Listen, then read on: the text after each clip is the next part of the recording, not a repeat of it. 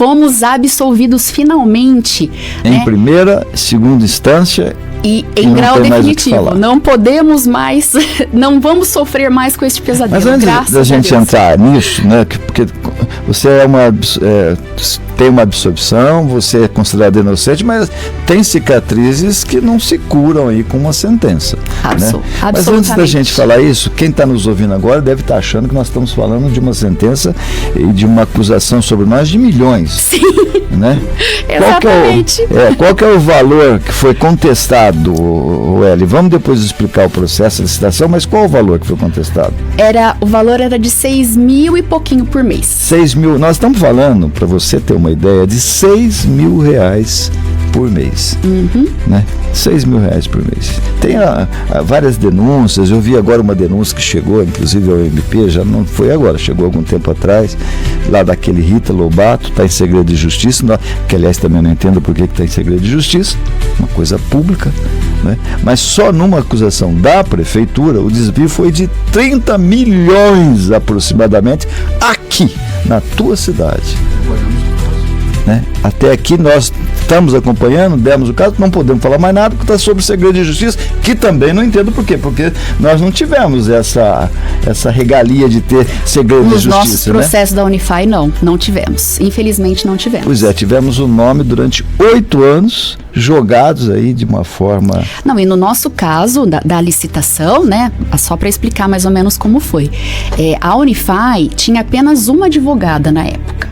E a Unify tinha 483 processos, né? Então a Unify, não tinha nada a ver com o meu escritório, viu a necessidade de contratar um escritório de advocacia para advogar nas ações movidas contra a Unify. Tá? Porque as ações movidas contra a Unify eram mais complexas, mais difíceis, né? E era possível a Unify fazer uma contratação com inexigibilidade de licitação, por notória especialização. Vamos explicar direito. O que é inexigibilidade? Não precisa fazer licitação, pode ter uma contratação direta. Tá na lei. O reitor pode contratar advogado que ele quiser, sem a licitação. Faz uma cotação de preço e tal, mas não há necessidade da licitação. Aliás, o reitor anterior tinha escolhido um advogado, trabalhou lá durante muitos anos, sem licitação. Agora, o reitor burro, né? O que ele fez? Vou dar transparência, quero dar oportunidade a todos, vamos abrir uma licitação. Pronto. Vamos abrir uma licitação. Aí veio a acusação de a licitação não foi adequadamente feita. E vocês abriram a licitação a mais baratinha de todas. Qual que era na época? Porque mudou a lei de licitação. Na época, a modalidade foi a carta convite. O que é essa carta convite? É limitada a 80 mil por ano. Então, assim, você foi munheca. Você falou assim, olha, eu quero contratar advogado, mas eu só pago até 80 mil por ano. Então, por conta desse tipo de licitação, como que funciona, né? A carta convite.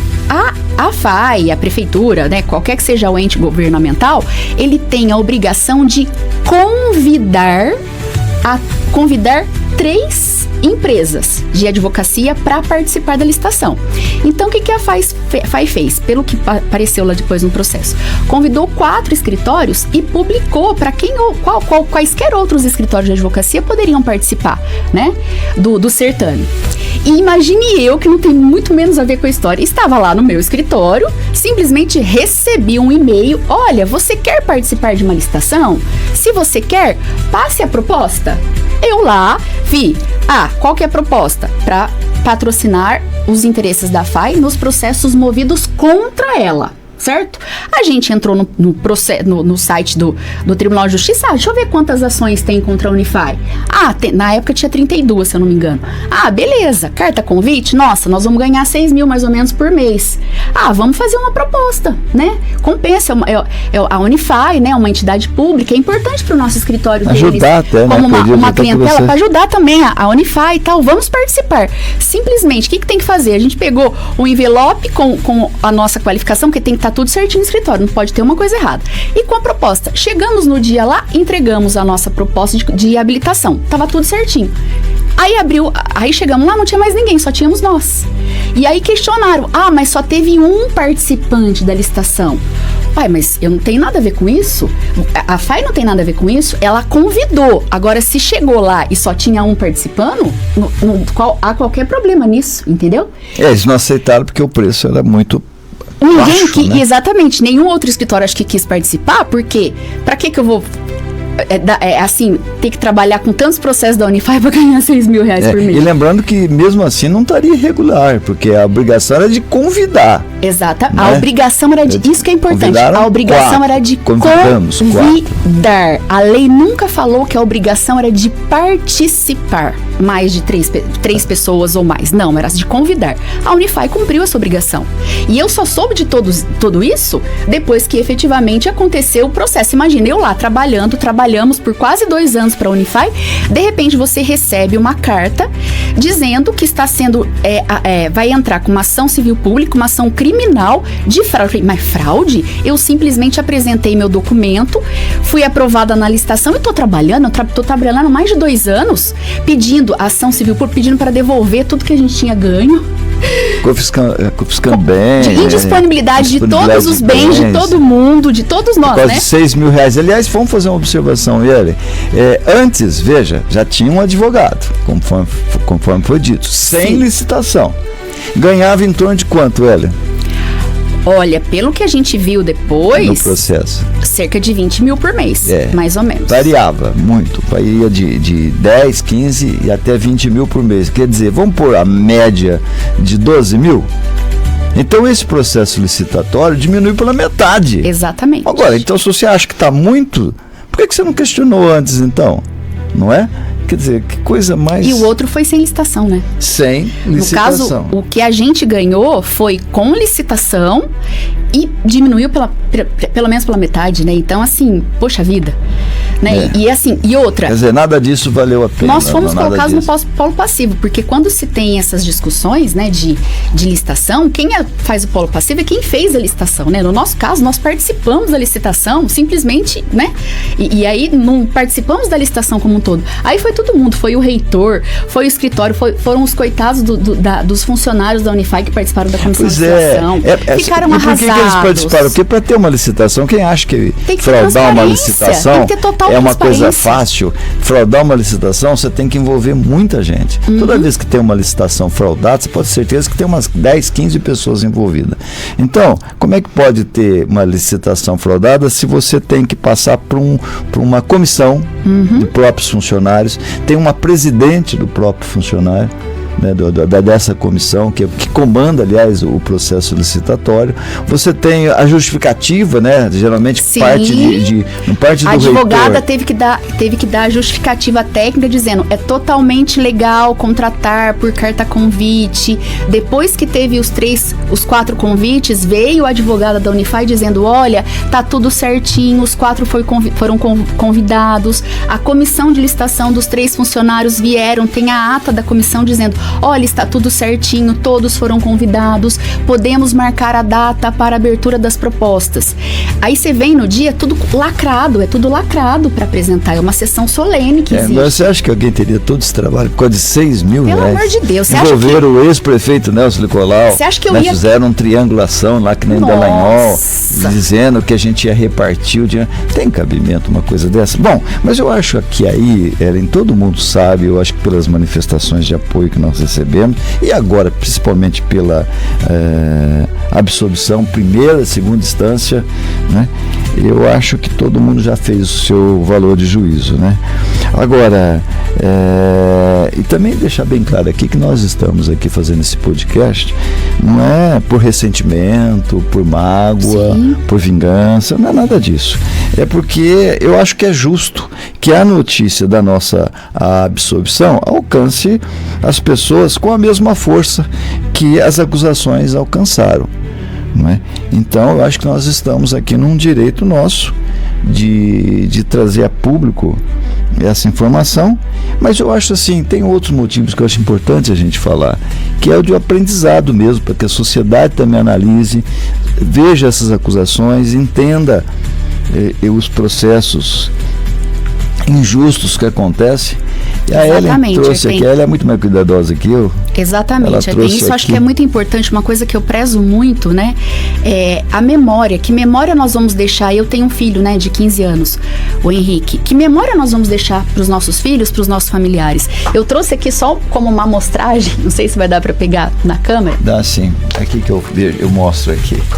Isso daqui é um pouquinho do que foi noticiado sobre esse caso. 8 anos. 10 anos no meu caso, né, que foram vários processos. 10 anos, 8 anos. Vocês dá para ver aí, isso só fisicamente, fisicamente, o volume, fora a rede fisicamente social. O volume de jornais. Eu acordava toda quarta e todo sábado da minha vida esperando o meu rosto estampado com uma notícia pejorativa nos jornais, né? Então, o que eu gostaria muito? Não é vingança, isso que você falou, não é vingança, não é ressentimento. E aí, o que acontece? Se a pessoa vai pesquisar o meu nome na internet, o que ela vai ver?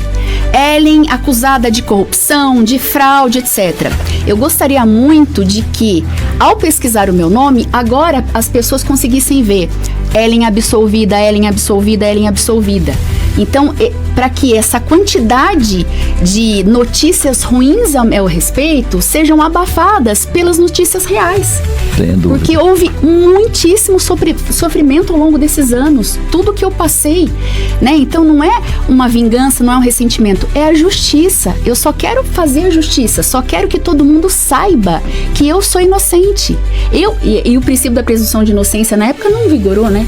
Porque simplesmente eram noticiadas as coisas e de uma forma estavam iniciando as investigações, mas foram noticiadas como se já tivéssemos sido condenados, né, julgados, condenados e com pena já aplicadas, sendo que estava no início das investigações. Então isso é muito grave, não se pode fazer isso com as pessoas. Existe aquele princípio da alteridade, né, pra gente se colocar no lugar do outro, ter empatia pelo outro. Não se pode fazer isso, julgar prematuramente as pessoas do jeito que foi feito. Lançar o nome das pessoas assim, né? Eu vi que você e o Biagione deram o exemplo do travesseiro de penas, né, que o padre falava. Foi isso que aconteceu comigo, conosco. Jogaram um travesseiro de penas e aconteceu, inclusive, nos processos, né? Por isso que esses processos duraram tantos anos. Foram falados assim, é corrupta, fez fraude. Aí eu que tive que pegar todas essas penas nos processos e na mídia, pegando pena por pena, eu que tive que pegar as penas e ir colocando dentro do travesseiro, entendeu? E isso foi extremamente cansativo, com prejuízo da minha saúde, principalmente, da minha família, né, da minha reputação. E isso tudo é uma coisa que, claro, me fortaleceu, aprendi, foi um aprendizado muito grande, mas foi muito doloroso. Não tenha dúvida que foi. Quem tem honra, quem tem moral, exatamente, quem tem dignidade, né, não tenha dúvida. Poxa vida, chegaram a falar que eu ganhei minha casa de presente, Artem. Meu Deus, o que eu tive que fazer para conquistar a minha casa? Eu e meu marido compramos nosso primeiro apartamento, depois com muito sufoco compramos 2 terrenos, estávamos pagando parcelado. Aí, nossa, finalmente, porque eu queria muito ter um quintal, queria ter meu jardim, comprei minha casa. Para comprar minha casa eu dei meu apartamento, dei 2 terrenos e financiei o resto.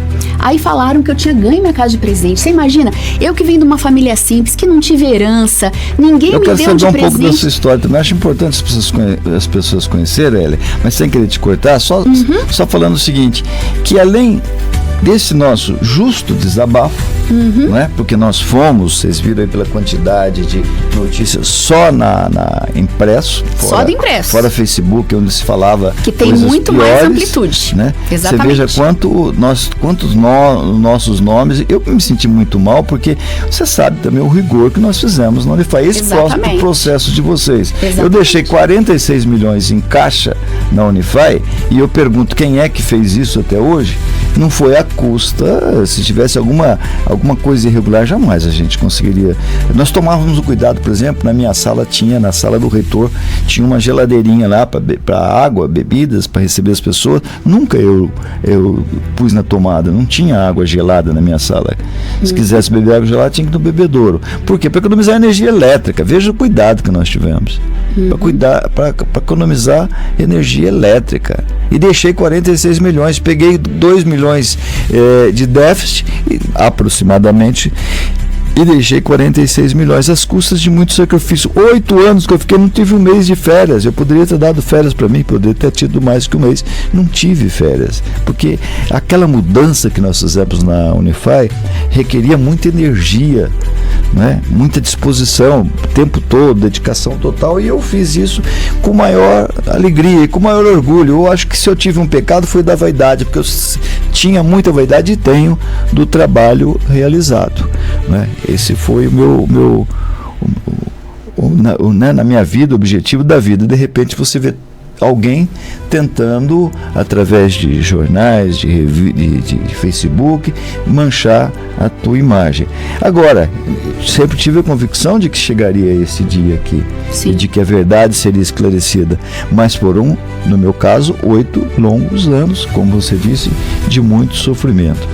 Mas eu acho o seguinte, além dessa questão, eu acho justo a gente fazer esse podcast, também que o nosso caso sirva para as próprias sociedades, para as nossas autoridades, que haja um alerta aí, né?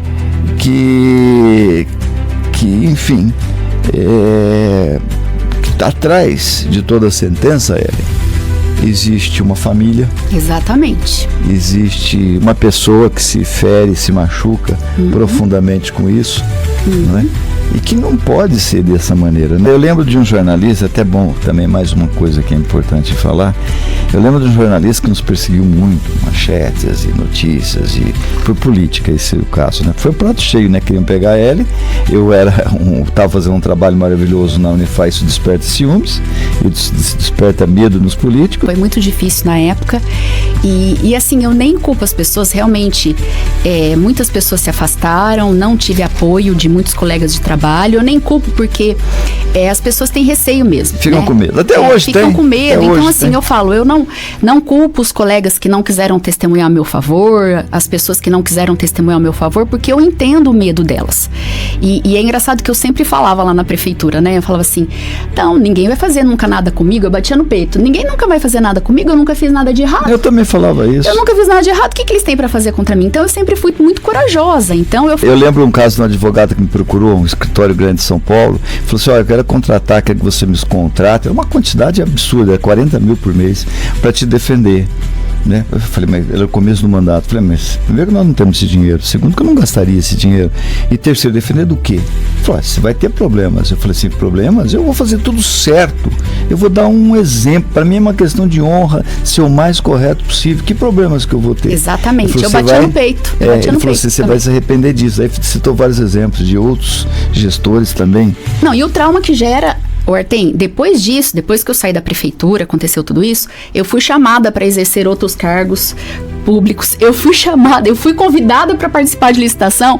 Gente, eu nunca mais participei de licitação, eu nunca mais quis fazer qualquer cargo público, porque eu falei assim, qualquer coisa que eu esteja sujeita à fiscalização do Ministério Público, eu posso ser, porque eu falei assim, você pode sofrer uma... Por isso que eu falei, qualquer um pode sofrer uma injustiça. Pode, eu nunca fiz nada. Eu não sofri 7 processos, sofri durante 10 longos anos, perdi saúde, perdi muito dinheiro, o prejuízo financeiro foi absurdo, porque eu sou advogada, mas não é conveniente você atuar nos seus próprios processos, né? Eu tive 2 processos criminais, gente, 2 processos criminais, algo que nunca passava pela minha cabeça na vida, ter processo criminal. Olha, eu quero saber um pouco mais da sua vida também, né? Interessante a gente saber disso, mas eu só quero fechar aqui uma coisa que eu acho importante eu deixar bem claro. Nós, graças a Deus, Deus nos ajudou, a equipe foi muito boa, alunos colaboraram, professores, nós conseguimos fazer um trabalho muito bom na Unify. Eu acho que a cidade reconhece o trabalho que nós fizemos na Unify, mas eu fico sempre imaginando, se nós não tivéssemos tido esse problema, aonde mais nós poderíamos chegar? Nós poderíamos ter avançado muito mais. Então eu lamento muito muito, também pela Unify, pelos funcionários, pelos demais, principalmente os funcionários envolvidos, que também tiveram que passar por todo esse sofrimento, né? E porque quando uma instituição é injustamente colocada sob suspeita, sofrem todo mundo, sofrem os alunos, sofrem os professores, os funcionários, toda a comunidade que depende dela. Quantas pessoas não precisam da Unify para fazer seus exames, para serviços odontológicos, sofre a cidade, porque nós teríamos gerado mais emprego, nós teríamos dado mais oportunidade, nós teríamos arrecadação melhor para São João. Todos sofrem e todos sofreram com esses 10 anos aí. Então eu lamento muito por todos os outros. É que experiência que você teve de polícia invadindo sua casa? Eu tive busca e apreensão na minha casa, entraram na minha casa, meu filho estava lá, minha mãe e o meu marido. Sua mãe e seu filho lá. Na minha casa, meu filho tinha 5 anos na época, aquela avalanche sem você saber o que está acontecendo, sem você saber que nunca fez nada de errado. Eu lembro que eu falava pro delegado, pros policiais, pelo amor de Deus, o que eu fiz de errado? Não, isso aqui é um pesadelo, o que eu fiz de errado? Entendeu? Então, assim, você imagina, você ter toda essa vida que ninguém me pedia isso, eu exigia ser a melhor em tudo. Eu ficava pensando assim, meu Deus, minhas professoras do SESI, minhas professoras do Orion, vendo essas notícias de jornal. Falei, que vergonha, imagina a minha vergonha, sabendo de tudo isso que estava acontecendo, né? Então, assim, é uma coisa inimaginável. Então, eu gostaria que as pessoas se colocassem no meu lugar, de tudo que eu sofri para estudar, para trabalhar, para conquistar minhas coisas. De repente, esse meu mundo de esforço todo desmoronou. De um dia pra noite. De um dia pra noite eu não era mais chefe do jurídico da prefeitura. Aí, de repente, os meus contratos, que nem o contrato com a FAI depois de 2 anos. Então, primeiro perdi o jurídico da prefeitura. Aí, depois de 2 anos, eu perdi o contrato com a FAI. E fui perdendo, assim, coisas que... assim, por não merecer, entendeu? Pra dali 10 anos, eu consegui provar que eu sou inocente. Pois é, o que você já sabia desde o primeiro dia. Eu sabia desde o primeiro dia. Então isso que é dolorido também, você tem que provar aquilo que você já sabia desde o primeiro dia. E nesse meio tempo, eu falei, foi um aprendizado. Essa palavra que você falou foi muito importante, foi um longo aprendizado. E assim, mas eu acho que assim, eu consegui tirar coisas boas disso tudo que aconteceu. Que nem, por exemplo, um dia, meu filho me ligou desesperado da escola, dizendo que eu tinha sido presa. Porque teve uma notícia que saiu numa determinada rede social daqui de São João. Você estava presa. Dizendo que eu fui... Não falaram exatamente que eu estava presa, mas que eu tinha sido condenada num processo à prisão. E a escola começou a falar que eu estava presa. Falei, meu Deus. Aí eu peguei, conseguiram ligar pra mim. Falei, meu bem, não tô presa, fica tranquila. Aí a escola, com muito jeitinho, agradeço muito a direção, me chamou. Eu fui lá na escola, eles chamaram as crianças, os adolescentes. Aí eu pude conversar, fiquei mais de 1 hora conversando com as crianças lá. Eu acho que de vilã, de presa, eu saí, assim... até meio que uma heroína, sabe? Que eu pude contar a minha história pra eles e eu pude proporcionar que o meu filho ficasse num ambiente acolhedor pra ele, entendeu? Então eu falo assim, de tudo do ruim, eu tirei as coisas boas, entendeu, Artem? Eu pude dar um ambiente acolhedor. Um outro caso interessante que aconteceu só uma frase, Nelson Mandela: eu nunca perco. Né? Ou eu ganho ou eu aprendo. Exatamente. Tá certo? Então, no caso aqui nosso, nós ganhamos e aprendemos. Aprendi muito, o Artem, eu aprendi muito com tudo isso. E eu vejo, eu como advogada, eu fui ré em 7 processos. E, gente, processos de tudo quanto é jeito. Processo disciplinar na OAB, processo federal. Eu tive que depor na Polícia Federal em Campinas. Eu tava na sala junto com um traficante internacional de drogas. Eu fui lá depor. Eu tive processo na Polícia Federal, entendeu? Que eu fui absolvida de cara, né?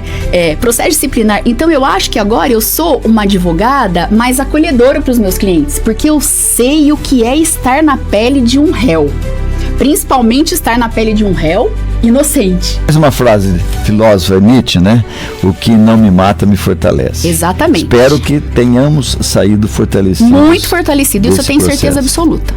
Mas foi dolorido, né? Independente disso, vamos passar sem mágoas, tudo bem, mas foi dolorido, o que eu quero é isso, foi pesado. Que seja exposto isso. Eu quero que o meu desejo, Artem, é que todas aquelas notícias lá que foram dadas, tudo que foi falado ao meu respeito, agora que essas pessoas que falaram mal de mim, que expuseram de uma forma indevida, pense em tudo que fizeram a meu respeito, se coloquem no meu lugar, tenham um pouco de empatia e se comprometam a divulgar a nossa absolvição.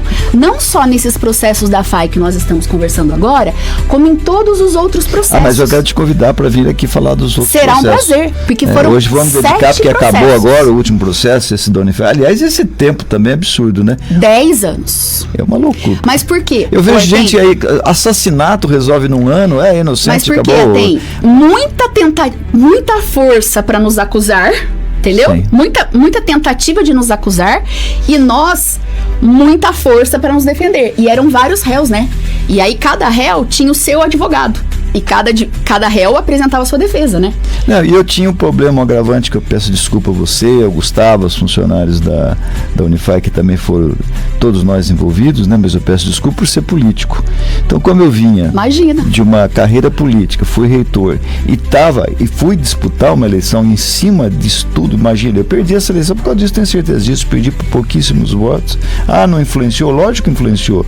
Perdemos uma eleição, né? Por causa disso, se não tivesse esse fato, e a Unifai perdeu muito, porque nós poderíamos trabalhar muito mais. Exatamente, e aí fica um alerta mesmo, uma reflexão então, para a mídia principalmente, e para as pessoas que estão nos ouvindo, muito cuidado ao lerem uma notícia que foi dada e ao fazerem predisposições e terem preconceito com qualquer notícia. Se tem fumaça, tem fogo. Aí tem. Mas alguma coisa tem de errado. Porque se foi fazer isso, alguma coisa tem de errado, não é que fala? Então, gente, fica uma reflexão, fica um alerta. Às vezes é interesse político, às vezes é interesse pessoais. Exatamente. Porque no meu caso, eles divulgavam todo dia, toda hora, pelo Face, pelo tal, colocando também como bandido. Também sentia essa sensação horrível. Às vezes saía na rua, você ficava com vergonha. Falava, meu Deus, será que estão achando que eu sou um bandido mesmo?